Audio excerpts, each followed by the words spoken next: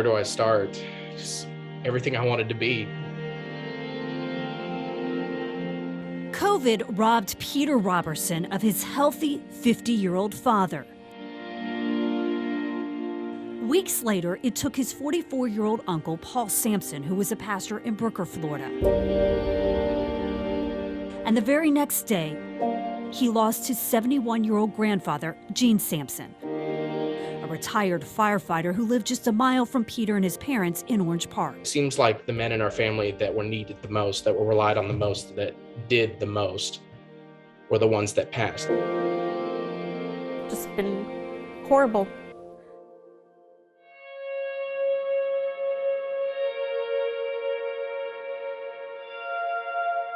In the span of just 3 weeks, Peter's mom, Irene, lost her father, her brother, and her husband. I never thought I was going to have to live any of my life without my husband, but certainly not at this young age, and certainly not my father and my brother.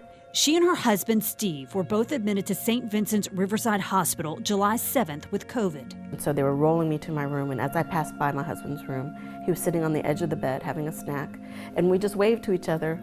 We just thought it was going to be another day or two, and we'd be out doing all the things that we had to be doing. That was the last time that I laid eyes on him, because when I left the hospital 4 days later, they would not even let me go near his room or on his floor, or none of that.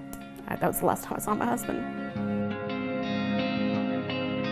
After 26 years of marriage, she says she and their 2 children never got to say goodbye due to hospital protocol.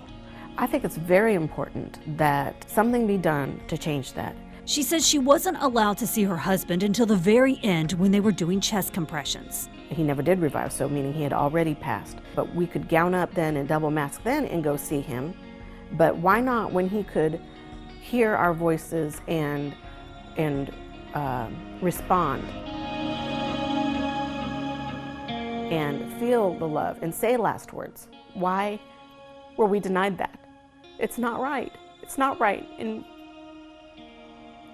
it's important to the person in the hospital, probably more than they even realize it, but it's also important to us who never got to say goodbye.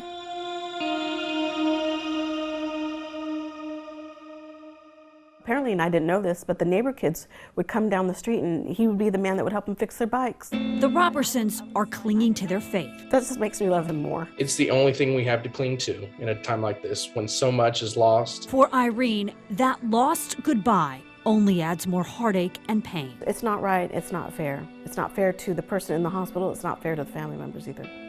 As Peter starts his first year of college, he holds tightly to memories of his grandfather, uncle, and father, feeling both their presence and their absence.